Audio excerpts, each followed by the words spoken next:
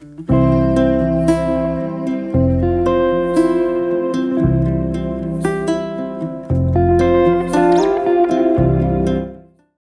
vamos entrar então no tema das vulvovaginites.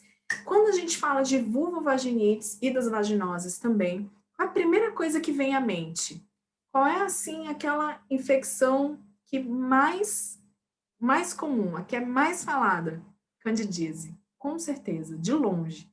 Porque 3 a cada 4 mulheres vai ter em algum momento da vida essa famigerada candidíase. A Cândida, a Candida albicans, ela está presente na nossa microbiota. Acontece que ela está na forma de levedura, que é uma forma inativa, é uma forma não patogênica. Só que quando a gente tem um desequilíbrio do pH vaginal, quando ele se torna mais ácido, aí o fungo encontra as condições ideais para se desenvolver. Mas só o pH adianta? Não. Existe uma alteração de pH, de temperatura, existe uma alteração de glicose no sangue, então o nível de açúcar no sangue está muito alto, existe uma alteração da nossa imunidade, existe alteração também da nossa microbiota intestinal, que vai favorecer esse desenvolvimento da cândida na microbiota vaginal.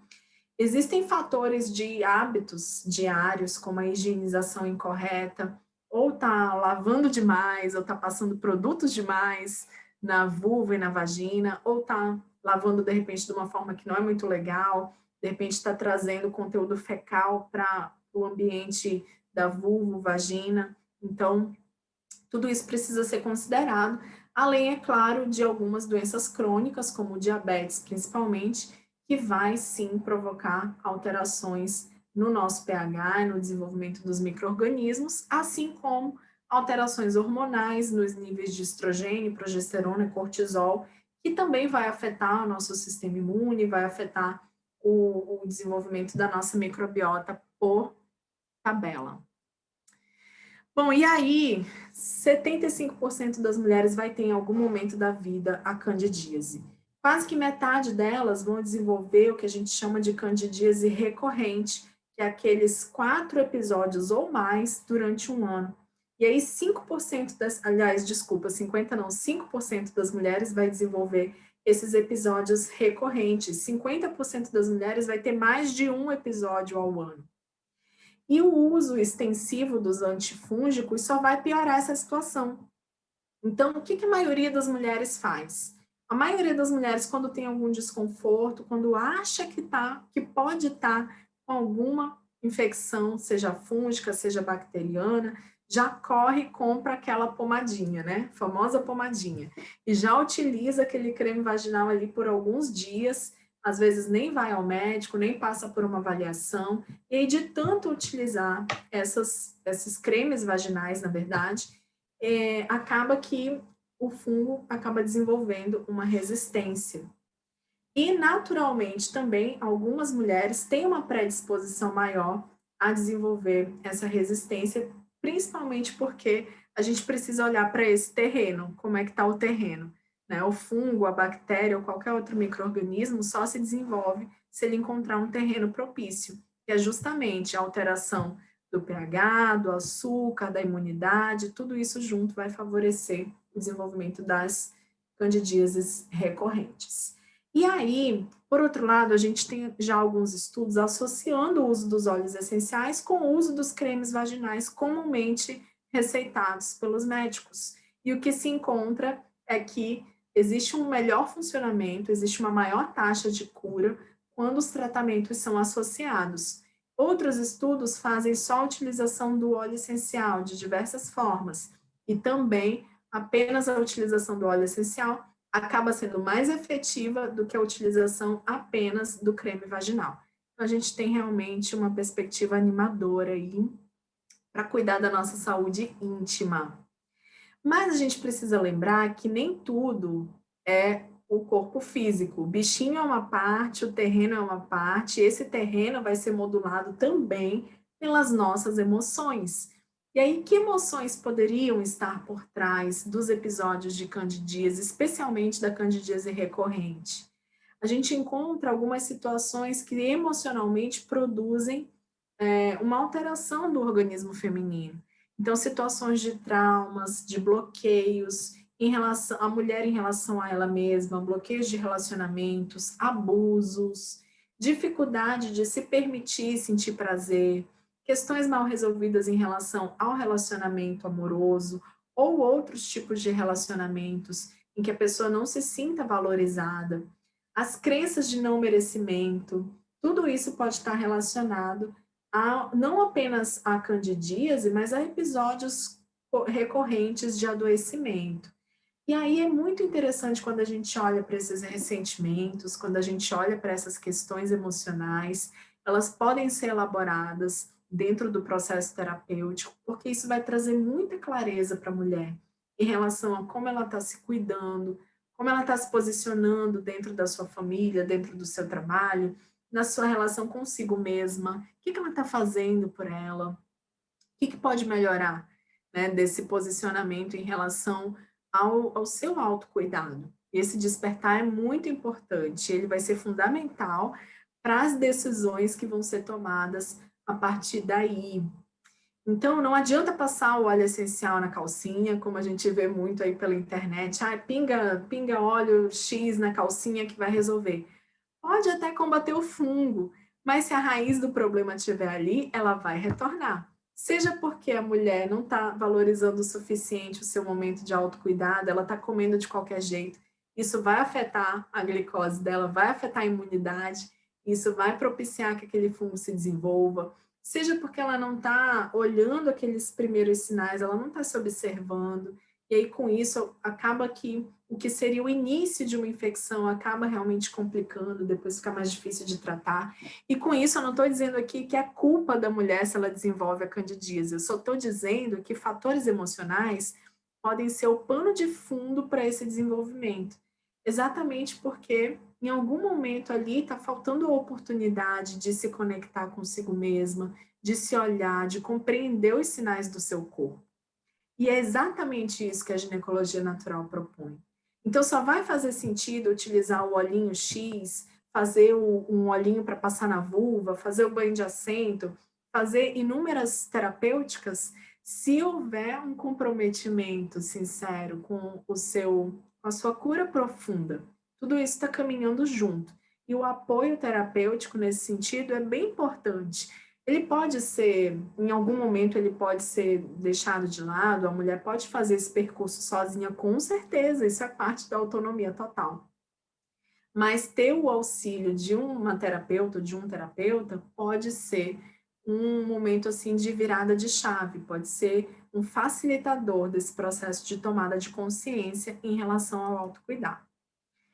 Bom, e aí eu trouxe aqui uma possibilidade que a gente também vê muito, é muito comum, né, de ser utilizados os óvulos de babosa. Por que será? Exatamente porque a aloe vera, que é a babosa, ela também tem potenciais regeneradores, anti-inflamatórios, que vão ajudar a diminuir aquela reação causada pelo fungo. Então, vai melhorar a qualidade dessa mucosa, diminui a inflamação da mucosa, facilita a sua regeneração, porque o fungo causa microfissuras na mucosa. É isso que arde tanto, que coça tanto, e acaba piorando o quadro infeccioso, né? Então, se a gente ajuda a regenerar essa mucosa, já vai facilitar bastante. O óleo de coco também vai ajudar a equilibrar o pH. É um antisséptico que vai de forma suave também ajudar a combater a própria proliferação do fungo. E aí entra o óleo resina de copaíba, que é também chamado de copaíba bálsamo, que tem uma parte de componentes resinoides e tem cerca de 50 a 60% de componente aromático dentro do óleo resina. Então, ele tem uma ação bem potente, anti-inflamatória, bactericida, fungicida, regeneradora de tecidos, analgésica. Então, esses potenciais todos da copaíba vão ser muito úteis também na redução dessa inflamação e na regeneração da mucosa e no combate ao fungo, assim como o óleo essencial de gerânio, que tem os potenciais antifúngicos devido à presença principalmente do geraniol, e aí vai ajudar a combater ali a proliferação do micro-organismo. E a seiva resinosa do sangue de dragão entra aí nessa composição também, reduzindo fatores inflamatórios e facilitando a regeneração da mucosa. A resina de sangue de dragão ela é muito rica num alcaloide chamado taspina. Ele vai facilitar a regeneração de tecidos porque ele faz um estímulo químico dos fibroblastos. Então, ele recompõe o tecido, a trama das nossas, tanto da nossa pele quanto das nossas mucosas. E aí, todos esses componentes juntos, a gente utiliza na forma de óvulo vaginal e pode ser muito útil para a recuperação de um quadro de candidíase. Bom, e aí existem outros cuidados que podem ser úteis também, para a gente evitar que essa cândida se repita ou evitar que se prolongue essa infecção. Então, desde o mais básico, que seria o quê? Evitar a umidade excessiva. O fungo só se desenvolveu em demasia porque ele já estava lá, estava quietinho, ninguém mexia com ele, ele não mexia com ninguém. Mas ele começou a se desenvolver porque houve uma mudança de pH, uma alteração da umidade e condições favoráveis ali naquele meio para que isso acontecesse. Então, retirando a umidade, a gente já vai dificultar muito a vida desse fungo aí, ele já vai reduzir bastante.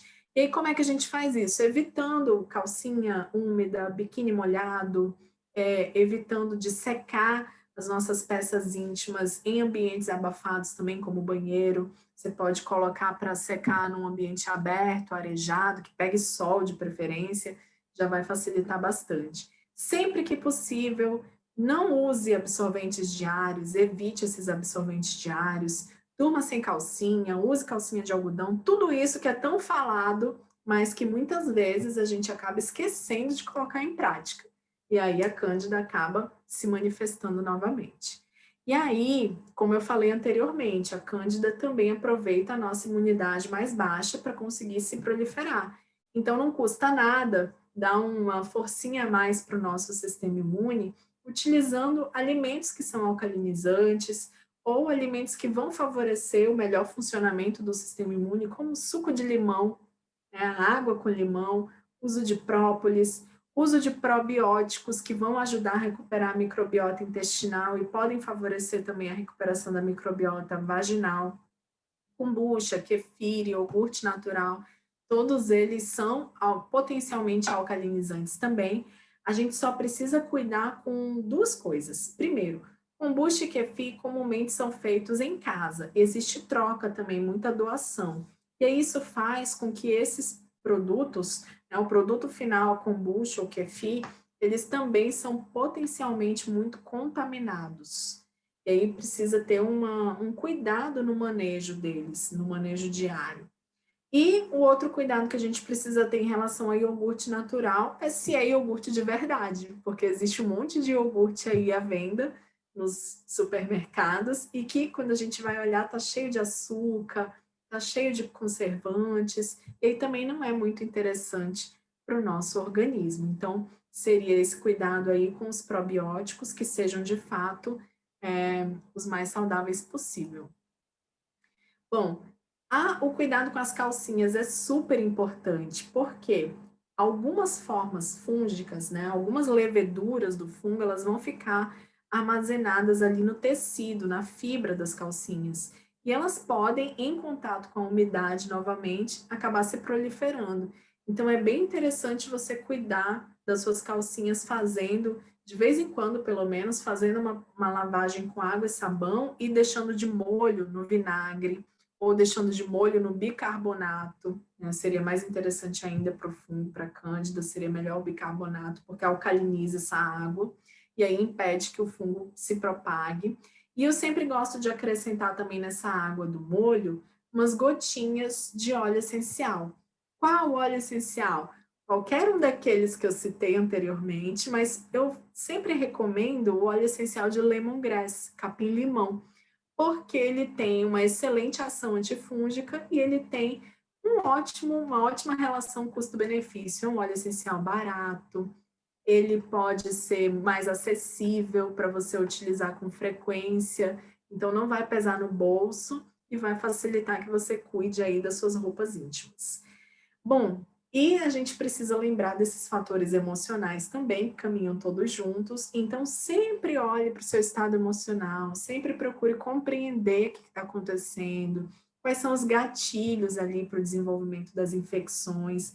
Às vezes, quando você começa num processo terapêutico a refletir de forma consciente sobre isso, você consegue entender o que está sendo gatilho para sua imunidade cair, para aumentar o seu estresse, e aí você acaba desenvolvendo sempre num período do mês ou sempre num período do ano aqueles episódios de candidíase. E aí, quando você entende o gatilho, fica mais fácil de desarmar. E aí você consegue, então, lidar melhor com o seu organismo. Com todos esses apoios e com a compreensão das suas emoções, vai ficar mais interessante. Bom, o óleo de coco também já falei, pode ser bem útil nessas situações, e claro, o uso de alguns óleos essenciais. Aí eu vou só ressaltar aqui, esse aqui é um ponto de alerta, viu, gente? Por favor, prestem atenção aqui. A gente vai encontrar nos estudos científicos a alta efetividade do óleo essencial de canela, tanto para bactérias quanto para fungos, e para vírus também, porque ele realmente combate tudo. Ele tem aquelas moléculas fenólicas que eu falei para vocês, que são extremamente eficientes. Acontece que, e além dos cinnamaldeídos também, que estão presentes principalmente na canela casca. Então, o que acontece? Esses óleos essenciais não podem ser utilizados de forma alguma diretamente na mucosa, não podem, porque senão você vai ter uma reação adversa muito pior. Então, vai arder, vai queimar, vai causar muito desconforto, pode causar uma reação muito severa. Então, eu deixo aqui como alerta, porque de repente você está pesquisando lá, foi atrás dos artigos, você vai ver, puxa, legal, canela funciona. Pois é, funciona, mas não desse jeito que você está pensando. Nada de pingar canela na calcinha, por favor. Nada de pingar óleo essencial nenhum na calcinha, mas principalmente canela. Tenha muita atenção, porque ele é extremamente dermoagressivo. Existem formas de se beneficiar dos óleos essenciais que são dermoagressivos? Com certeza, tá? Mas não nunca diretamente sobre a pele ou mucosas. Bom, a gente tem também muitos estudos que trazem o óleo essencial de lemongrass. Ele vai ser encontrado com os nomes científicos Cymbopogon citratus ou Cymbopogon flexuosus.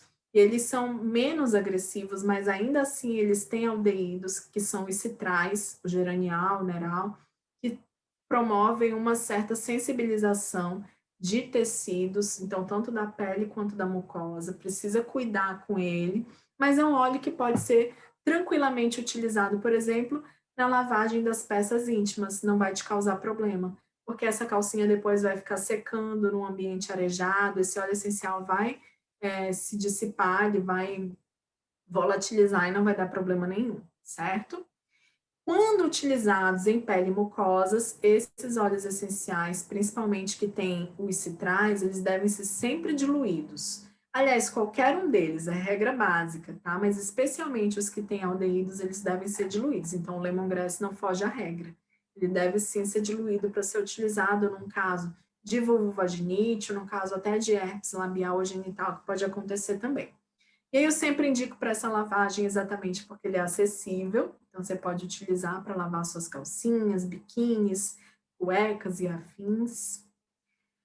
Palma rosa é um óleo essencial muito interessante. Ele também, além do combate aos fungos, ele tem um estímulo ao nosso sistema imune, vai facilitar que o nosso sistema imune reaja a esses micro-organismos. Excelente potencial anti-infeccioso também, muito citado nos estudos, tem uma ação bem efetiva em relação ao combate à cândida. O titri, então, nem se fala. É um dos mais antigos, ele já vem sendo estudado há algumas décadas, está bem documentado o uso do titri, mas, por favor, não vai pingar na calcinha, não. Existem formas de você elaborar óleos enriquecidos com o óleo essencial de titri, géis, que podem ser, ou mesmo os óvulos vaginais, que podem ser bem mais úteis nesse sentido. Além de antifúngico, bactericida, fungicida, parasiticida, ele também é um imunomodulador, então bem eficiente no combate às infecções em geral e nas vulvovaginites especificamente.